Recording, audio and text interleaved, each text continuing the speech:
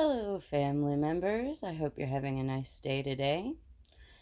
I would like to talk about something that's fairly common within the aegosexual, romantic community, and that is the concept of having crushes on fictional characters.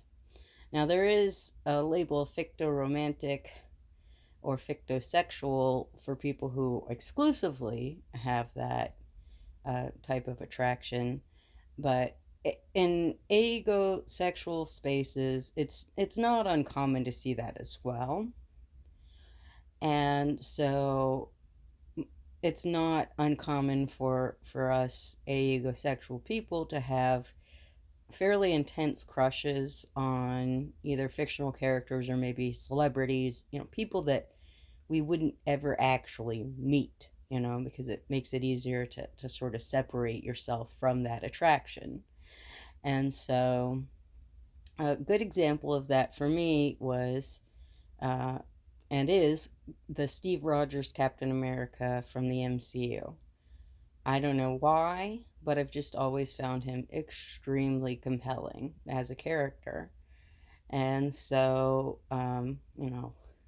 obviously, I've watched the movies with him quite a lot of times, with two notable exceptions. And the reason why I haven't watched the final two movies he was in very much is because I just felt like they completely ruined that character in the final movie, in Endgame. Because to me, he always read as aromantic, asexual. Um, he had these very intense partnership, kind of queer platonic relationships with Peggy and Bucky, but they weren't sexual relationships.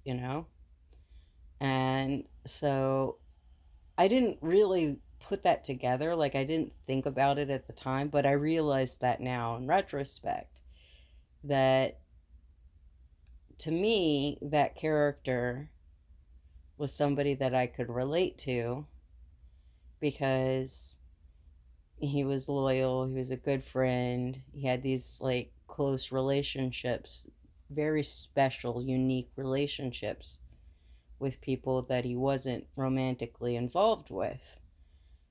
And it always very much frustrated me the way that they wrote him out of the MCU, because it just felt so out of character. And for a long time, I couldn't figure out what it was. I felt like, he was a guy who was willing to sacrifice everything to help other people. Is it really reasonable to think that he'd go off and just like live his life and not get involved in fighting for justice? I just didn't buy it. But that was only part of it. Part of it was it just didn't feel right for me to see him just, get married and have a happily ever after. It just didn't seem right for the character. Because the character as I knew him, or as I interpreted him, was somebody who had deep relationships that he would never give up on. And to me, it felt like he just completely gave up on his relationship with Bucky. After all of his extreme loyalty, all the sacrifices he made for Bucky, all the times he fought for him, he just gave up, you know? And it just didn't feel right. And I know a lot of like fangirls interpreted the relationship as like male male lover type relationship. And I get that.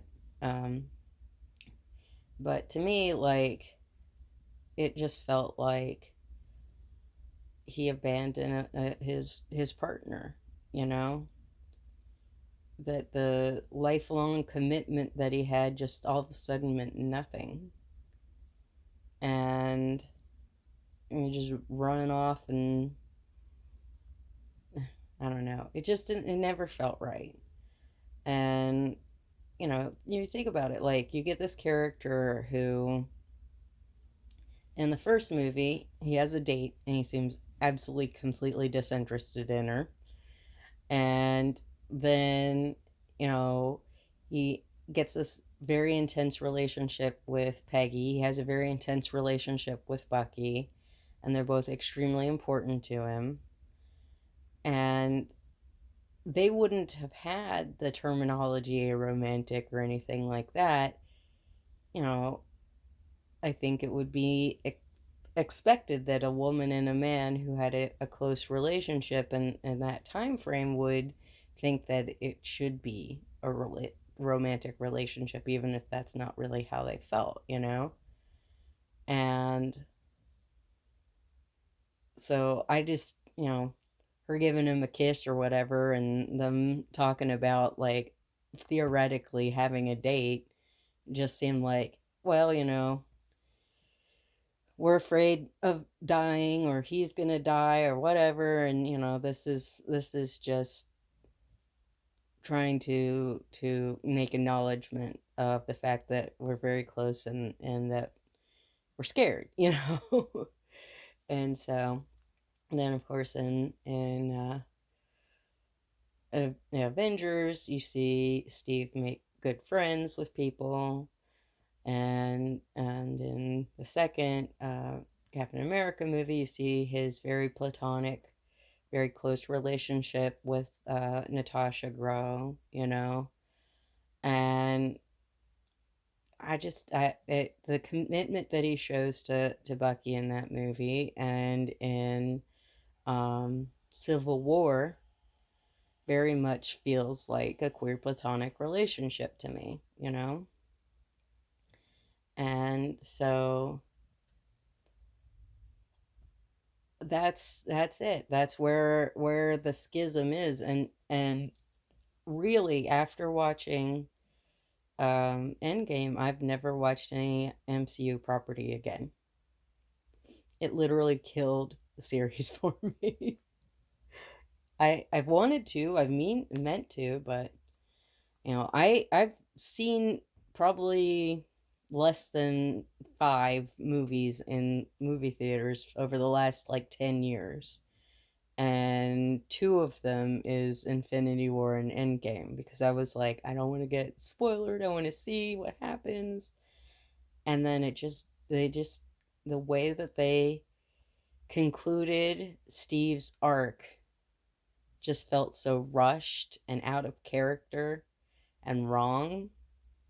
That I just kind of felt like, what's the point of watching this? What's the point of investing in these stories when, you know, they're not going to remain true to the character? Why would I want to continue to invest like this and think that at some point you're not going to get any sort of payoff, you know? And it's a strange thing to have that strong a feeling about a fictional character, right? And especially one in like the MCU, which is a very cash grabby, corporate kind of art form. It's not exactly like super artistic, deep stuff, right? But it meant something to me, and it didn't feel like it meant as much to the people who are actually in charge of the series. And that's, like I said, an interesting thing, these sort of parasocial relationships that aegosexual people can end up developing with characters, and how real it feels, you know I mean, I know it's not that important, obviously. I'm not like upset. I didn't like cry or anything like that. But it was something that meant something to me, and then it didn't anymore, you know? And it would have been great, I think. I think the only way they could have ended that character that would have been true to the character is if he had died or had been like sent to another planet or another universe, another multiverse, something like that. Like, I just don't think that you could reasonably expect that things would get bad and he wouldn't feel a duty to step up and be part of it. It just doesn't feel right to me. So it's a strange thing to have that sure of a relationship with something that's not real. It's not the only time that I've had like a crush like that. I also have had this like weird fixation on John Connor, the character from the Terminator series, specifically as he appeared in T2, T3, and T4.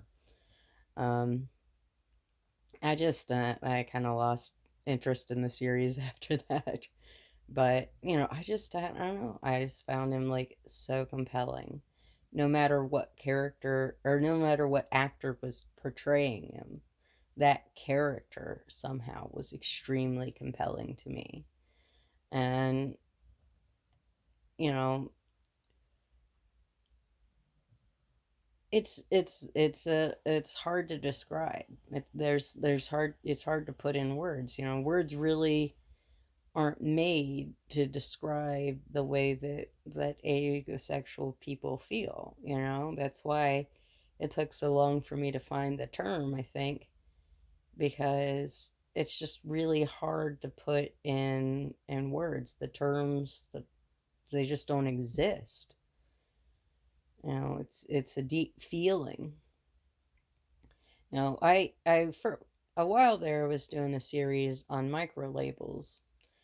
And I kind of petered out once I realized that it was really hard for me to talk about micro labels that I didn't identify with, or at least have sort of an adjacent identity. Like, for example, I'm not demisexual, but I know enough about demisexuals that I could talk about that because I have, existed in demisexual spaces. I question whether or not that applied to me at one point. And so I could speak to what it was and what it wasn't. But if I were to try to talk about being non binary, I would really struggle because that's not something that I really can relate to.